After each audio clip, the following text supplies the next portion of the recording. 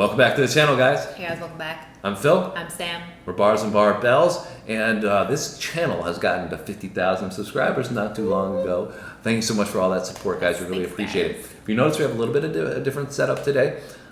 We've been going through a moving process recently, so bear with us if there are some changes in lighting or camera work or whatever. We want to make sure that we get this content out to you guys because we've got some John Farnham to do. Yes. And I believe that's how you pronounce it, John Farnham, not Farnham. Farnham is what you guys were, I think, expressing in those comments. Like, Phil, why are you saying his name like that? Yeah, not the Australian way. So he's from Australia, and you guys, all the Aussies, showed up in all those comments last time. You guys supported your superstar here, and let us know a little bit about him, and recommended this song, "You're the Voice." It's one of his more popular songs.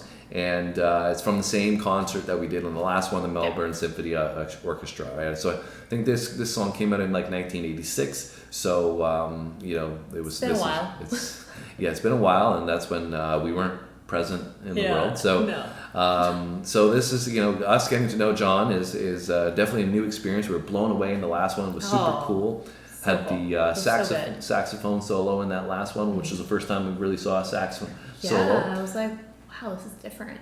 Yeah, and it was, like I said, such a powerful song, rendition of Help, that we just made it such his own experience. And what we were saying was, apparently, you know, maybe what it was supposed to sound like from the Beatles standpoint before they changed it. Yeah. But it was fantastic, super impressed. And like I said, thank you so much for all those comments, guys. We really did appreciate you guys coming through, supporting your artists that you enjoy, but supporting our channel. We're trying to build something special here. So as always, if you enjoy the video, make sure you hit that like button. If you haven't subscribed, why not? Come on now. Get on it, hit the button, and if you want us to do some more, John, hit those comments and let us know, because that's kind of how we do our channel, right? Give us some suggestions. We go with the suggestions and we roll with it, and you guys have had some great suggestions. We've really enjoyed it so far. So you ready to get going on number 2 from John? Yeah, let's do it. All right, let's get it, guys.